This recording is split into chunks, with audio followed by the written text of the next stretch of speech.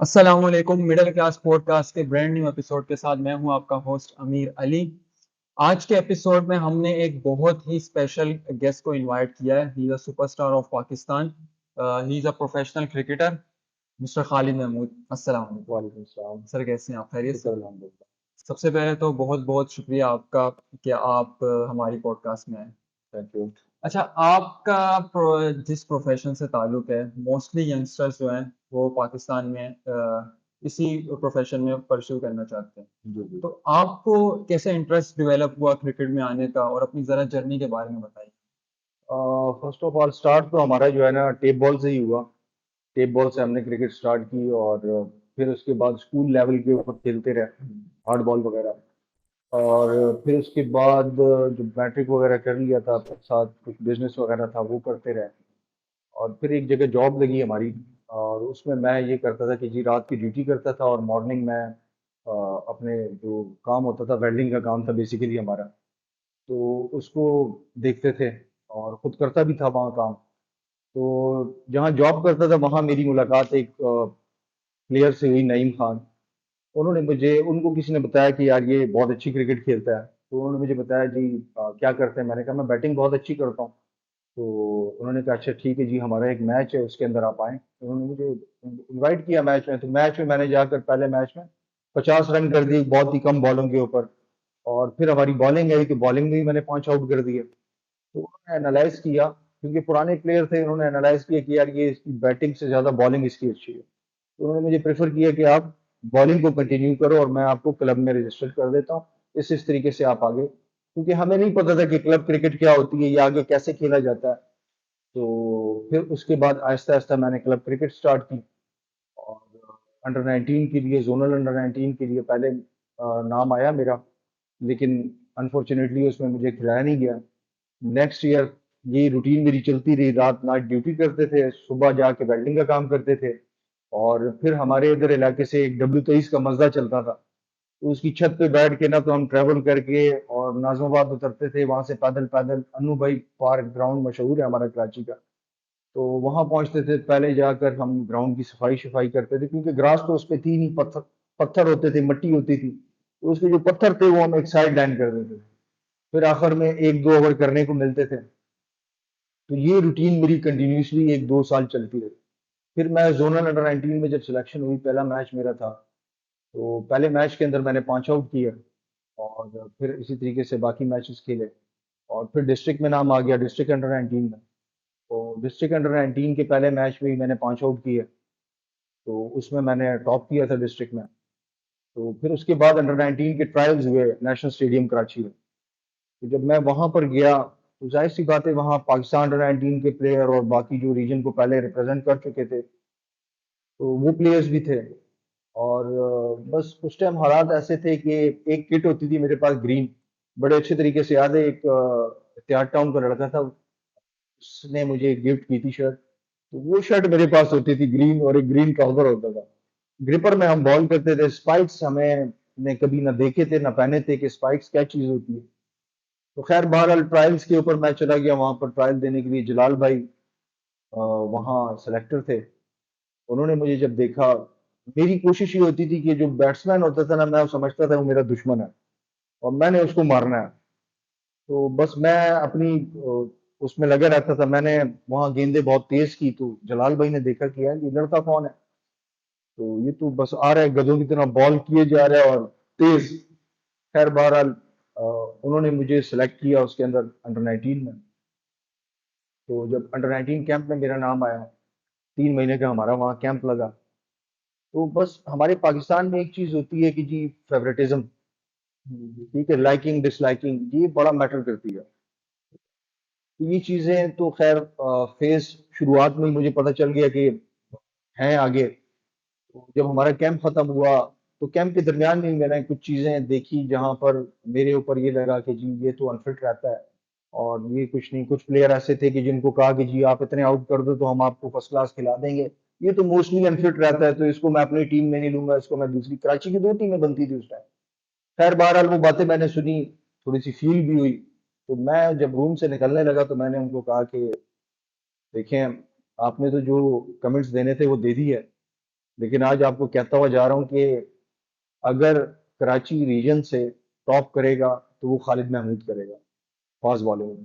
तो बस वो अल्लाह ताला ने साथ देना था। हमारे मैचेस पंजाब में पड़ गए। पहला मैच हमारा डायमंड ग्राउंड में था इस्लामाबाद में, तो इस्लामाबाद से ही हमारा मैच था।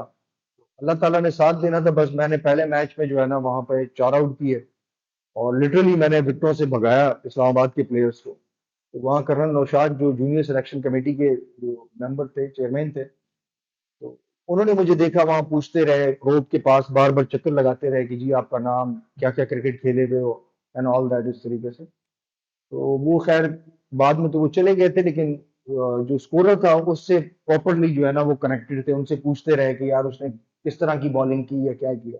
खैर मैच हमने विन किया। जब वनडे इस्लामाबाद से हमारा होने वाला था, तो वहां मुझे एक चीज पता चली, हमारे कोच ने बाद में बताई कि यार उनके जो ओपनर्स थे वो शेकी थे कि यार आप ओपनिंग पे चले जाएं, दूसरा कह रहा है आप ओपनिंग के ऊपर चले जाएं, क्योंकि डायमंड का विकेट थोड़ा सरफेस उसका हार्ड होता है, क्विक बॉल आता है उसके अंदर। और मैं कोशिश करता था कि मैं बैट्समैन को ना बैकफुट पे ही रखूं, उसको आगे आने ही नहीं दूं। खैर वनडे में भी मैंने डेब्यू में 4 आउट किए। आपकी इंस्पिरेशन कौन थी बीइंग अ फास्ट बॉलर? कौन सा ऐसा फास्ट बॉलर था जिसको आप देख के इंस्पायर्ड होते थे और सोचते थे यार इस लेवल की बॉलिंग मुझे करानी है और इस लेवल का मुझे परफॉर्म करना जब मेरा उस टाइम जो था मैगरा जो था ना मेरा फेवरेट था। है? मैं उसको फॉलो करता था, उसका आउटस्विंग जो था और जो उसकी लाइन लेंथ थी वो मुझे बहुत पसंद थी। हम्म, तो मैं ज्यादातर बॉलिंग मैगरा की देखता था, उसको फॉलो करता था बहुत हम्म। ज्यादा। अच्छा, फास्ट बॉलर जो होते हैं ज्यादातर उनको इंजरीज का सामना होता है। जी जी तो बिल्कुल। बीइंग अ फास्ट बॉलर आप अपनी फिटनेस पे कैसे काम करते थे और एक फिट रहने के लिए आपकी क्या डाइट होती थी, क्या रूटीन होती थी और क्या प्रैक्टिस आप करते थे? देखिए एज सच उस टाइम तो हमारी कोई ऐसा कोई डाइट प्लान था नहीं। जो घर में बनता था बस वो खा लेते थे। बस मैं ये करता था कि जिम मैं कंटिन्यू करता था, और ज्यादा काम मैं अपनी बॉलिंग के ऊपर करता था, लंबी बॉलिंग करता था। 2-2 घंटे, 2.5-2.5 घंटे मैं मॉर्निंग में भी बॉल करता था, और फिर जाके शाम में भी मैं 2-2, 2.5-2.5 घंटे बॉल करता था, जिससे मेरी एक तो फिटनेस भी अच्छी हो जाती थी, फिर स्किल के ऊपर भी काम हो जाता था। ज्यादातर फोकस होता था। बाकी ग्राउंड ट्रेनिंग भी करता था, ऐसा नहीं है कि ग्राउंड ट्रेनिंग नहीं करता था, लेकिन ज्यादा फोकस मेरा यही होता था कि मैं लंबे ओवर्स करूं, जिससे मेरी फिटनेस भी इंप्रूव हो और मेरी बॉलिंग के ऊपर भी। अच्छा, आप मुझे इंटरव्यू से पहले बता रहे थे कि आपने 10 फर्स्ट क्लास मैचेस खेले हैं। जी जी बिल्कुल। तो उसका कैसा एक्सपीरियंस था और उसकी कैसी जर्नी थी वो जरा हमारे साथ शेयर करें। बस स्टार्ट तो हमने वही फर्स्ट क्लास का जब मेरा पहला मैच था, डेब्यू मैच था हमारा के आर एल के अगेंस्ट।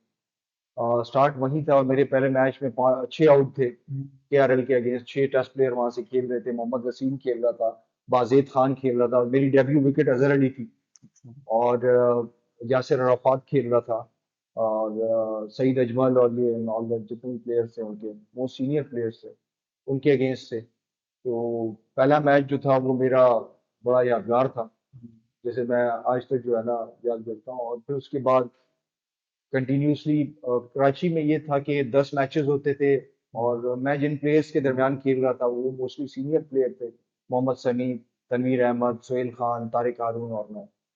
तो बस 10 मैचेस में 3 मैचेस मिलना, और 5 सालों में इस तरीके से 10 मैचेस मिले, ये कंडीशन थी।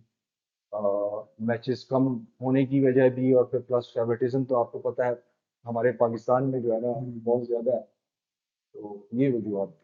अच्छा, चैलेंजेस क्या थे आपको एक सिलेक्शन क्राइटेरिया पे पूरा उतरना और फिर मेंटली और फिजिकली उसके लिए तैयार होना, तो वो आप कैसे प्रिपरेशन करते थे? देखिए मैं ज्यादातर जो है ना फोकस करता था अपनी उसके ऊपर, प्रिपरेशन के ऊपर फोकस करता था। आगे क्या रिजल्ट आना है ये चीजें मैं नहीं सोचता। हम्म, तो मैं बाकी चीजें अल्लाह ताला पे छोड़ देता था कि नसीब में होगा, मैं अपनी मेहनत पूरी करूंगा, बाकी अल्लाह ताला की मर्जी है कि मुझे वो उसका फल कहाँ देते हैं। ये तो भरोसा था कि जी फल तो मिलना है आज नहीं तो कल कहीं जाकर। हम्म। तो ये मेरा बिलीफ था उस चीज के ऊपर। अच्छा, पर्ची सिस्टम हर डिपार्टमेंट में पाकिस्तान के मोस्टली इदारों में करप्शन और पर्ची सिस्टम है। जी जी। तो सिलेक्शन का क्या क्राइटेरिया और क्या आप सेटिस्फाई हैं कि पाकिस्तान टीम में खेलने के लिए, या अगर हम डोमेस्टिक की बात कर रहे हैं, जैसे आप बता रहे हैं कि फेवरेटिज्म बहुत है, पर्सनल डिसलाइक और लाइक पे प्लेयर्स को सेलेक्ट किया जाता है, जी तो जी। इसके बारे में बताएं, क्या ये इसमें कितनी हकीकत है, क्या ये इसी तरह ही प्लेयर्स को सेलेक्ट किया जाता है? हाँ देखिए, लाइकिंग डिसलाइकिंग तो मेरे ख्याल है नीचे से लेकर ऊपर तक है हम्म, हमारी। इवन कि आप देख लें कि पाकिस्तान टीम तक भी। और खैर देखें, डोमेस्टिक लेवल के ऊपर भी यही तमाम तर चीज़ें हैं। अगर मिसाल के तौर पर मैं एक कोच हूँ और मैं आपको लाइक करता हूँ, और एक प्लेयर है जिसे मैं लाइक नहीं करता हूँ इतना, भले वो अच्छा प्लेयर है, मैं आपको रखूंगा, उसको छोड़ दूंगा। ये चीज़ें तो हमारे ग्रास रूट लेवल से ऊपर तक ये चीज़ें तो हैं। पावर डिपार्टमेंट है, और वो आपकी रीजन्स है या पाकिस्तान टीम क्यों ना। अच्छा, कामयाबी का जो सफर है उसमें हर्डल्स और मुश्किलात आती हैं। जी, जब आपका ड्रीम बड़ा हो तो उस हिसाब से आपको स्ट्रगल भी करनी पड़ती है। एग्जैक्टली। तो आपका जो सफर था जीरो से लेके हीरो तक का, उसमें आपने जो सबसे मुश्किल टाइम देखा वो कैसे फेस किया और फिर उसको ओवरकम कैसे किया और फिर अपनी कामयाबी का सफर को कंटिन्यू कैसे किया? देखिए, मेरी लाइफ में मेरे जहाँ तक वो है, मुश्किल सिचुएशन वो थी कि मैं रात को जॉब करता था और दिन में आके मैं वेल्डिंग का काम करता था। और फिर उसके बाद कन्वेंस ना होने की वजह से मस्जिदों की छतों के ऊपर बैठकर नाज़िमाबाद तक जाना, फिर वहां से पैदल वॉक करना नुबाई ग्राउंड तक, और फिर वहां जाके ग्राउंड की सफाई करना, पत्थर उठाना, फिर एंड में 2 से 3 ओवर आपको करने को मिलते हैं। तो 2 साल मैंने बिल्कुल ये स्ट्रगल रखी और मैं करता जा रहा था। और घर वालों की तरफ से देखें, जाहिर सी बात है, हर पेरेंट की ख्वाहिश होती है कि मेरा बच्चा पढ़े, ठीक है। और मेरा रुझान उस टाइम क्रिकेट की तरफ था। तो डेफिनेटली जाहिर सी बात है, घर की तरफ से भी वो वाली सपोर्ट नहीं थी, मेरा क्रेज था। तो मेरे एक कोच हुआ करते थे, नहीं एरिया के ही थे, उन्होंने मुझे कहा था कि बेटा, आप जब टॉप स्टेयर का सोचेंगे, कम से कम आप सेकंड क्लास तो फिनिश करेंगे। और वही हुआ। मैं पाकिस्तान का, जाहिर सी बात है, हर बंदे का ख्वाब होता है कि मैं पाकिस्तान को रिप्रेजेंट करूं। और खैर, मैं पाकिस्तान को तो रिप्रेजेंट नहीं कर सका, लेकिन मैं पाकिस्तान की तरफ से फर्स्ट क्लास खेला। और पाकिस्तान की जो डोमेस्टिक की सबसे बड़ी क्रिकेट है, पेंटांगुलर, वो खेला। और उसके अलावा अंडर 19, अंडर 21, अंडर 23, ये तमाम तरह इमर्जिंग कैंप्स हैं। तो ये तमाम सब चीज़ें। अच्छा, पाकिस्तान को रिप्रेजेंट करना और वो जर्सी पहनना एक हर क्रिकेटर का एक ड्रीम होता है। तो जैसा कि आपने बताया कि अनफॉर्चुनेटली कि आप वो ड्रीम अचीव नहीं कर सके, तो क्या मतलब डिसहार्ट हुए थे? और इसके बारे में जरा। देखिए, डिसहार्ट तो जाहिर सी बात है, जब आप एक गोल आपके जहन में होता है और आप उसे अचीव नहीं कर पाते, डिसहार्ट तो बंदा होता है। लेकिन उसके साथ साथ मैंने अपना अल्लाह ताला का बड़ा शुक्र अदा किया कि मुझे एक गवर्नमेंट जॉब लगी, डिपार्टमेंट इसी क्रिकेट की बिहाफ पे। और आज मैं वहां पर बैठ के जो बच्चे यंगस्टर्स आते हैं उनको थोड़ी बहुत कोचिंग वगैरह करके उनको आगे। अच्छा, रीज़न क्या है अगर आप बताना चाहें कि जिस तरह आप बताएं, मैं मोहम्मद शमी, सोहेल खान, तनवीर अहमद, ये सारे इंटरनेशनल प्लेयर्स थे, एग्जैक्टली। उनके साथ आप बॉलिंग करते थे।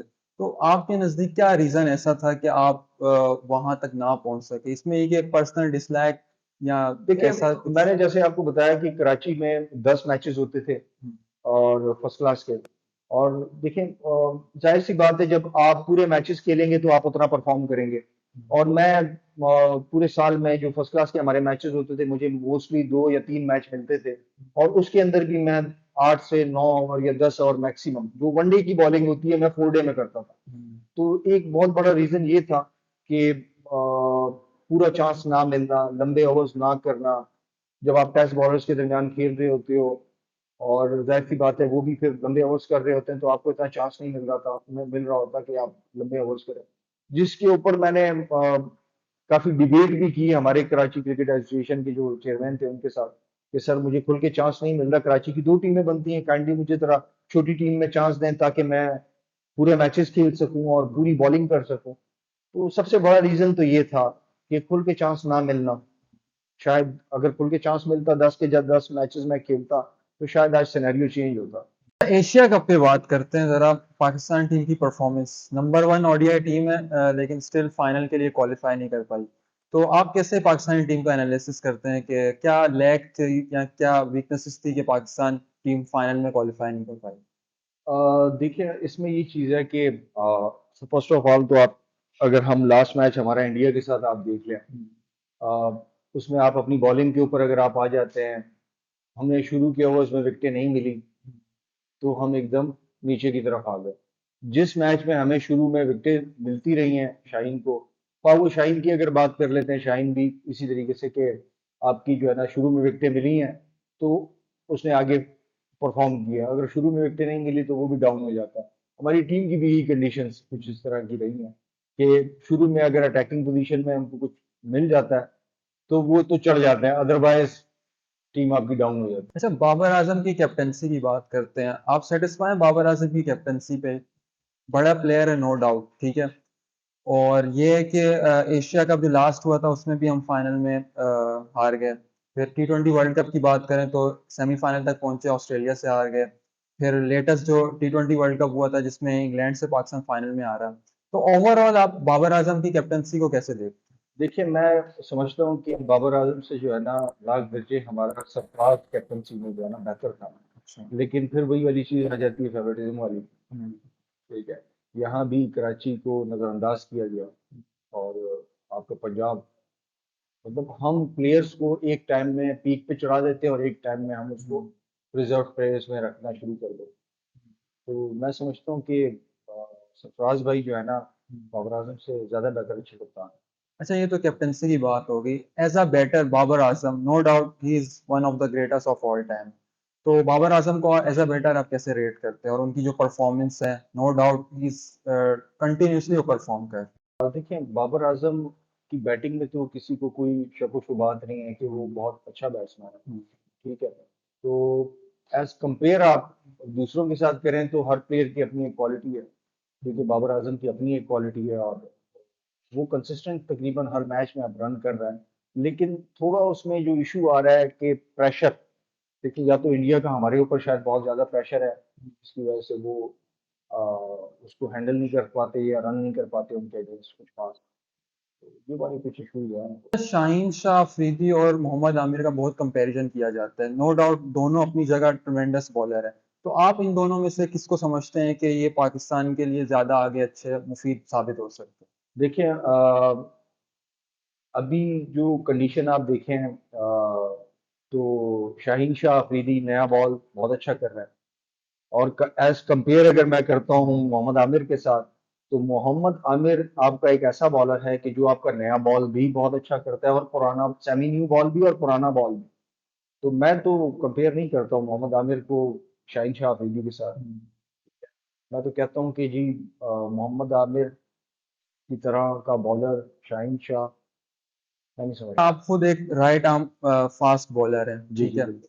तो वर्ल्ड कप में पाकिस्तान को किस कॉम्बिनेशन के साथ जाना चाहिए? हारिस रऊफ है, लेकिन नसीम शाह का कंफर्म नहीं है, वो इंजर्ड है। जिस तरह आप बता रहे हैं, जमान खान हो गया, मोहम्मद वसीम जूनियर हो गया। तो अगर मैं आपसे कहूं कि चार फास्ट बॉलर आप पिक करें जो कि इंडियन पिचेस के लिए सूटेबल हो और पाकिस्तान को एक अच्छी बॉलिंग अटैक मिल सके। मैं तो समझता हूँ कि मोहम्मद आमिर को वापस लाया जाए। जी। आपका शाहीन शाह अफरीदी उसके साथ अटैच हो, सलमान खान हो, हम्म। एहसान उल्लाह। हारिस रऊफ। देखिए, हारिस रऊफ की तो अभी 50-50 चल रही है कि हम्म। उसकी इंजरीज की सुनने में आ रहा है कि जी उसको इंजरीज हुई हैं। हारिस रऊफ तो जाहिर सी बात है, तो अगर वो फिट है तो कंपलसरी है वो आपकी टीम में। बैट्समैन की बात करते हैं। बैटिंग में इश्यूज पाकिस्तान को शुरू से ही हैं, ओपनिंग से लेके मिडल ऑर्डर तक, फिर मिडल और लोअर ऑर्डर तक। तो आपको क्या लगता है कि पाकिस्तान को इंडियन पिचेस के अगर उसके देखा जाए तो कैसा एक कॉम्बिनेशन, बैलेंस कॉम्बिनेशन बनाना चाहिए जिससे पाकिस्तान को एक अच्छा टारगेट पाकिस्तान सेट कर सके और दूसरी टीम्स को अंडर प्रेशर कर सके? तो बैटिंग में पाकिस्तान को किस कॉम्बिनेशन के साथ जाना देखिए, बैटिंग में हम लोग कोलैप्स कर रहे हैं, जाहिर सी बात है। देखिए, फखर से परफॉर्म नहीं हो रहा। ठीक है, और हमने अब्दुल्ला शफीक को पीछे बिठाया हुआ है। चाहिए? उसको हम खिला नहीं रहे थे, अब आपने उसको चांस दिया तो उसने परफॉर्म किया। अब्दुल्ला शफीक को खिलाना चाहिए। इमाम आपका परफॉर्म कर रहा है ऑलरेडी। ठीक है, अब्दुल्ला शफीक को आप इन करें। और इमाम ऑलरेडी परफॉर्म कर रहा है, फिर आपके साथ बेंच के ऊपर सऊद शकील बैठा हुआ है। आप उसे ट्राई करें, उसे खिलाएं। साई मयूम बैठा हुआ है, आप उसे खिलाएं। तो फिर उसके बाद आपका नीचे बाबर आजम है, रिजवान है, इफ्तिखार हमारे पास अच्छी फॉर्म में चल रहा है इस वक्त। वो बैटिंग भी अच्छी कर रहा है, बॉलिंग भी अच्छी कर रहा है। तो मेरा ख्याल है कि हमारी बैटिंग लाइन इससे बहुत ज्यादा स्ट्रांग हो जाएगी। पाकिस्तान के चांसेस कितने वर्ल्ड कप जीतने के? नो डाउट पाकिस्तान एक अनप्रिडिक्टेबल टीम है। जिस दिन वो अच्छा परफॉर्म करती है तो वो किसी भी टीम को हरा सकती है। तो आपके नज़दीक पाकिस्तान क्या सेमीफाइनल तक पहुंचेगा या फाइनल तक, या वर्ल्ड कप जीत सकता है क्या? आपके क्या इसके पॉइंट ऑफ? देखिए जैसे पीछे ये लोग अभी मैचेस खेलते हुए आ रहे हैं थ्रू आउट, अभी पाकिस्तान जो हमारी वर्ल्ड की नंबर वन टीम चल रही है इस वक्त जिस तरीके से, और फिर अचानक से एकदम से आपका ऐसा मैच खेल देना कि जिसपे हर बंदे की जो है ना नजरें आप ही के ऊपर हैं और एकदम से परफॉर्म ऐसे कर देना, तो ये वाली चीजें जो है ना थोड़ी सी पाकिस्तान टीम को जो है ना वो कर रही हैं। बाकी जो है ना पाकिस्तान टीम का कुछ नहीं कह सकते आपके, वो किसी भी टीम को, बड़ी सी बड़ी टीम को भी जो है ना वो हरा देगी, और छोटी सी टीम से जो है ना मुश्किलात का सामना करना पड़ता पाकिस्तान और इंडिया, ठीक है, वर्ल्ड कप की एक्साइटमेंट एक जगह है, लेकिन पाकिस्तान वर्सेस इंडिया बहुत बड़ा मैच होता है। लेकिन एशिया कप में पाकिस्तान का और जो इंडिया का मैच होता है बिल्कुल एक वन साइडेड है। मैच, एग्जैक्टली, ठीक है। बिल्कुल ऐसा ही। तो वर्ल्ड कप में पाकिस्तान को किस स्ट्रेटेजी के साथ जाना चाहिए? स्पेशली इंडिया के होम क्राउड का एडवांटेज उनके पास होगा, तो देखिए पाकिस्तान को कैसे स्ट्रेटेजी बनानी चाहिए? देखिए इंडिया का, मुझे जहाँ तक लगता है जब भी हम मैचेस देखते भी रहे, फॉलो करते रहे हैं इनको, इंडिया का हमारे ऊपर एक, पता नहीं क्यों, ऐसा एक मेंटली प्रेशर है या क्या है कि जो हमारे प्लेयर्स जो है ना उनके अगेंस्ट इतना अच्छा परफॉर्म नहीं करता। अच्छा, ये तो बात हो गई पाकिस्तान और इंडिया की। आपके नज़दीक 2023 वर्ल्ड कप जीतने के लिए फेवरेट टॉप 4 टीम्स कौन सी है जिनको आप देख रहे हैं कि ये सेमीफाइनल तक जा सकेंगी? आप इंग्लैंड, हम्म। ऑस्ट्रेलिया, हम्म। पाकिस्तान हम्म। और इंडिया, मैं इन चारों को देखता हूँ कि ये सेमीफाइनल की टीम है। अच्छा, न्यूजीलैंड और साउथ अफ्रीका भी एक अच्छी टीम है, टफ कंपटीशन देती है अपने कंपेटिटर्स को, तो एग्जैक्टली। इनको आप कहाँ रेट करें? देखिए नंबर 5 पे आप न्यूजीलैंड और नंबर 6 पे आप साउथ अफ्रीका। रिसेंटली आपने टीम्स को देखा होगा जो इमर्जिंग टीम्स हैं, जिसमें अफगानिस्तान, बांग्लादेश हो गई, ऐसी टीम्स होगी जो कि हल्की ओपोनेंट हैं, लेकिन अपने दिन वो किसी भी बड़ी टीम को डिफीट कर सकती हैं। तो उनका वर्ल्ड कप में आप क्या फ्यूचर देखते देखिए उन टीम्स को, जाहिर सी बात है, देखें अभी जैसे अफगानिस्तान है, अफगानिस्तान ने बड़ा इंप्रूव किया है। बांग्लादेश ने आप देखिए इंडिया को मैच मार दिया। देखें ये वाले अपसेट्स तो अप एंड डाउन इनके चलते रहते हैं। हैं? तो आने वाले टाइमों में इनको टाइम तो लगेगा, जाहिर सी बात है, हम्म। एकदम से तो टीमें खड़ी नहीं होती हैं, और एक्सपीरियंस जो है वो आपका आहिस्ता आहिस्ता ही आता है। हम्म। तो आई होप कि जो आने वाला टाइम होगा इंशाल्लाह इनके लिए बेहतर होगा। अच्छा, पहले पाकिस्तान और इंडिया का एक मैच होता था जिसमें एग्रेशन सही है और टसल एक होती थी, लेकिन अब रिसेंटली कुछ मैचेस हुए हैं जिसमें अफगानिस्तान स्पेशली देखा जाए तो उनके प्लेयर्स का जो एटीट्यूड है पाकिस्तानी प्लेयर्स के तरफ, वो थोड़ा चेंज हुआ है। वो टू मच अग्रेसिव हो जाते हैं पाकिस्तानी प्लेयर्स के साथ। पहले बांग्लादेश थी, अब अफगानिस्तान है, तो ये जो चेंज आया है इसके बारे में आप क्या कहेंगे? देखिए इस तरह की चेंजेस, क्रिकेट है, क्रिकेट के अंदर एग्रेशन ना हो तो वो फिर क्रिकेट नहीं रही।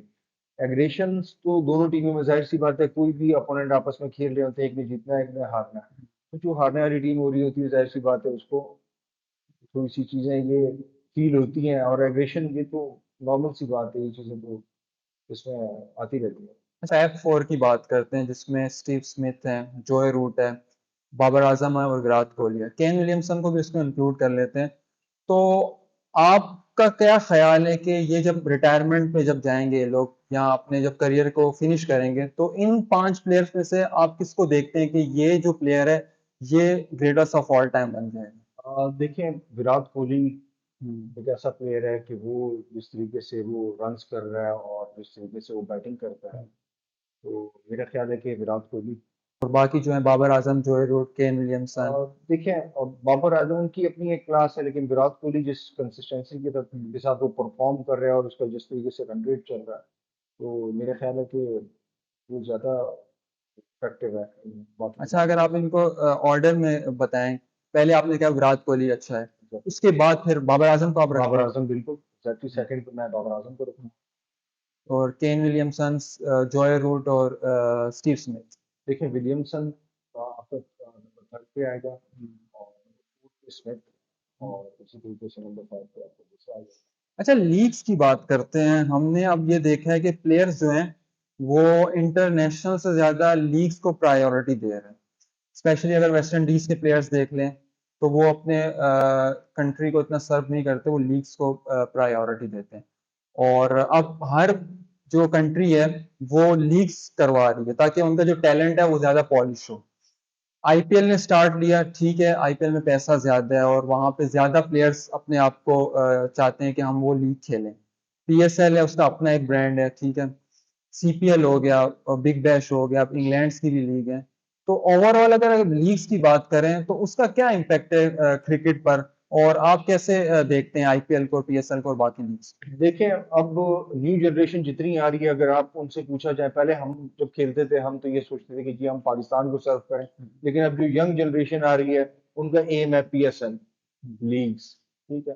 पैसा इन्वॉल्व हो गया क्रिकेट में, अच्छी बात है, प्लेयर्स को फाइनेंशियल सपोर्ट तो मिलती ही है, लेकिन जो वो एक क्रेज था पाकिस्तान खेलने का, स्टार लगाने का, वो मेरे ख्याल है कि इन लीग्स से कम हुआ है। लोगों का जो पहले एक चीज होती थी कि जी मैं पाकिस्तान के लिए सर्व करूं और वो करूँ एंड ऑल दैट, वो अब थोड़ा सा उसमें कमी आई है। हर बच्चा ये कहता है मैं पीएसएल को रिप्रेजेंट करूंगा, आईपीएल या कोई भी लीग्स हो रहा है। अच्छा, पीएसएल को आप कहाँ रेट करते हैं ऑल ओवर दी लीग्स में अगर देखा जाए? ठीक है, अभी इतना टाइम नहीं हुआ पीएसएल को, लेकिन ये है कि आहिस्ता आहिस्ता पीएसएल जो है वो एक ब्रांड बनता जा रहा है। क्रैश आपकी बहुत बड़ी वो आपकी वो चल रही है, फिर उसके बाद आईपीएल है नंबर 3 पे, मैं कहता हूँ कि जी आपकी पीएसएल। अब आहिस्ता आहिस्ता जाहिर सी बात है, उनके स्टार्ट पहले से हुए हैं और हमने बाद में जो है ना ये इनिशिएटिव लिया है।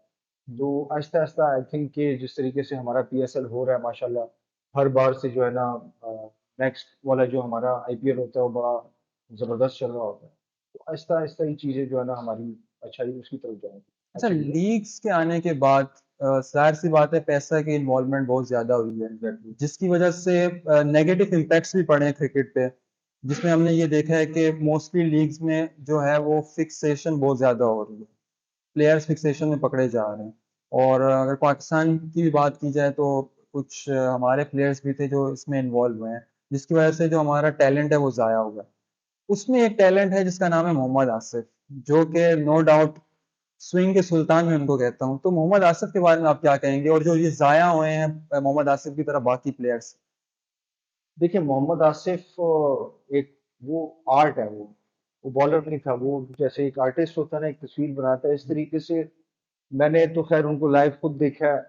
और कि हमारा मुझे अच्छी तरीके से याद है, हमारा एनसीए में एक हमारा नेट था, तो उनको तो मैंने लाइव खुद भी देखा है, और उनके बताते भी कि जी ये बॉल इस तरीके से जाएगा और इस तरीके से, और मैंने उनसे टिप्स वगैरह खुद भी लिए।